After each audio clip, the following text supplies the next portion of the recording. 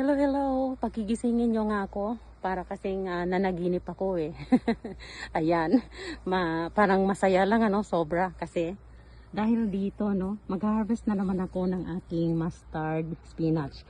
Look at that, how green they are and how healthy they are, no? Tingnan nyo po. At pipili tayo ng malaki na, no? Ito malaki na siya, no? Parang tao lang din ang mga gulay. Mayroong malaki, mayroong maliit. Ayan, kahit pareho po silang oras itinanim. Ayan po, lutong ng kanilang tunog po, ano? Ang lutong. At ayan po, ito pa. Ito din, pwede na. Ayan, look at that. Ayan, sige. Ani lang ng ani, no? Reap what you sow, ano?